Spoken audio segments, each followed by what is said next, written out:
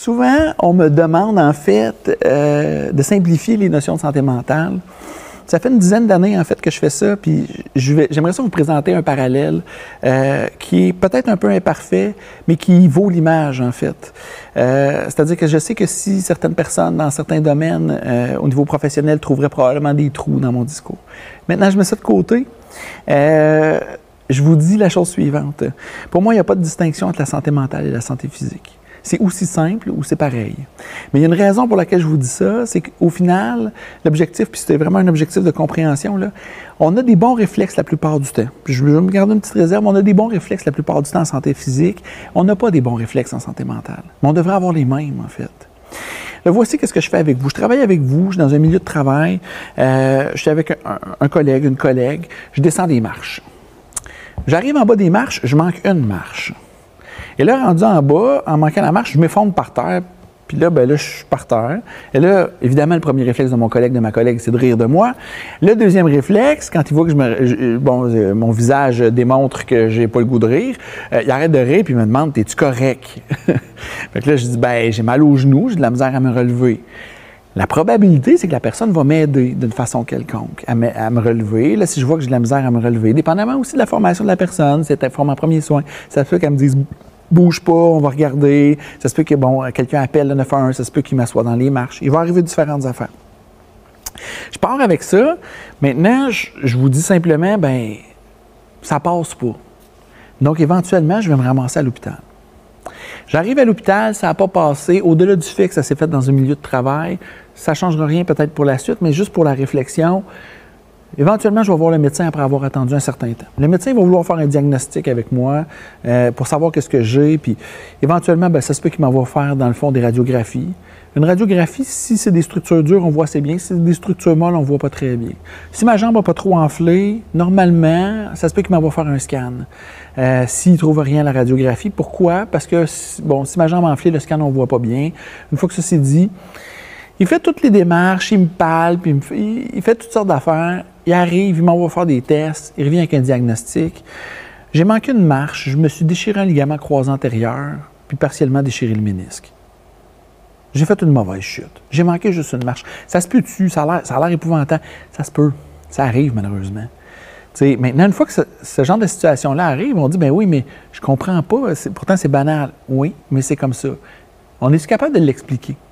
La plupart du temps, on est capable de l'expliquer quand on regarde, mais peut-être que dans le fond, j'ai une condition médicale, peut-être que je fais un sport qui fait que je me suis fait des entorses aux genoux, partiellement déchiré 3-4 fois avant, parce que je suppose on joue au hockey.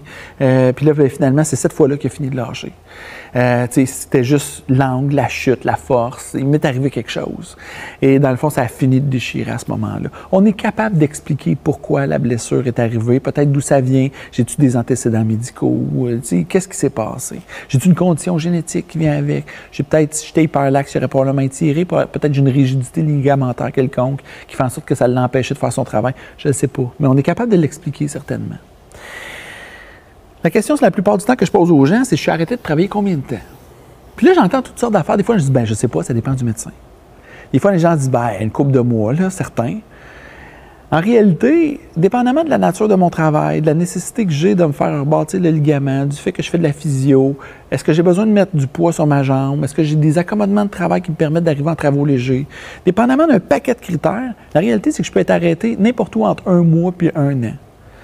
Est-ce que je vais me faire opérer? Le temps de réadaptation post-opération. Tout ça va venir faire varier ce temps-là de façon élastique. Maintenant, je vous fais une espèce de simulation, puis juste pour le principe. Donc, je reviens au travail, éventuellement en travaux légers. Je fais un bout de travail, éventuellement, je repars. Je me fais opérer.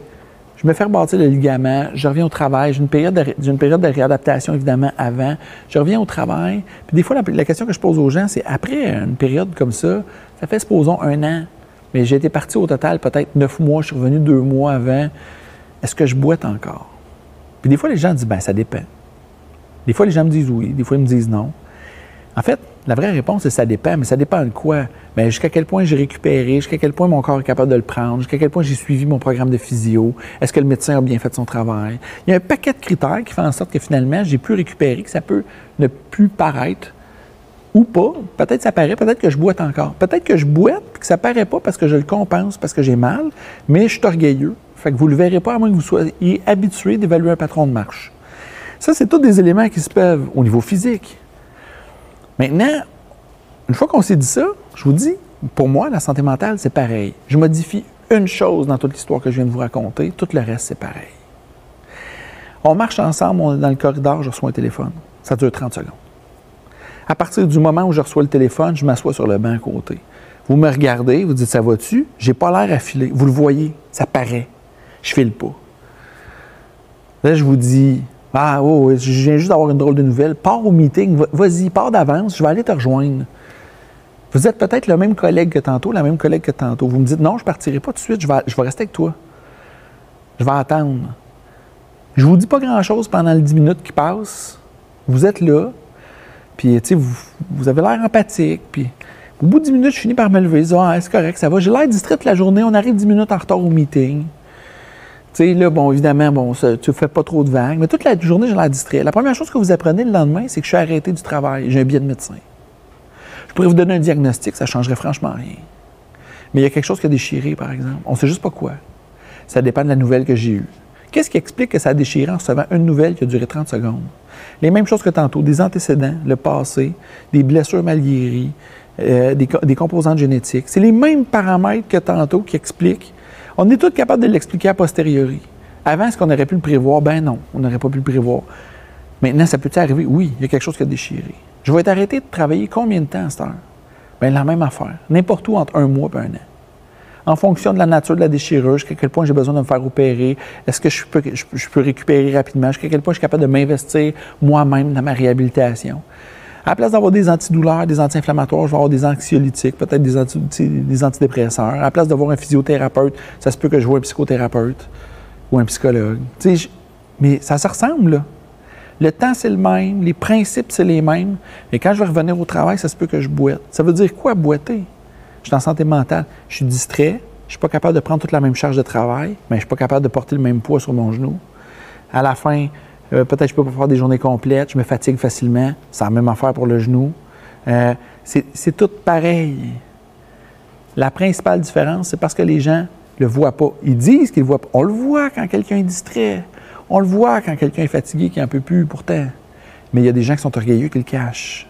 On s'est dit ça aussi tantôt. Faites-vous confiance. Vos réflexes en santé physique, je vous ai dit qu'ils étaient meilleurs que vos réflexes en santé mentale. C'est pareil, la santé mentale et la santé physique. Ayez les mêmes. Vous voyez quelqu'un qui boite en revenant du travail, vous allez lui offrir un banc. Vous voyez quelqu'un qui est distrait en revenant du travail après un arrêt en santé mentale, allez le voir, demandez-y de quoi il a besoin. Ça devrait juste être pareil. Vos réflexes, s'ils étaient les mêmes, la plupart du temps, vous poseriez le bon geste, puis minimalement le reste du temps, vous ne feriez pas de mal. Arrêtez d'avoir peur. Agissez de la même façon. Ça va être beaucoup mieux pour tout le monde.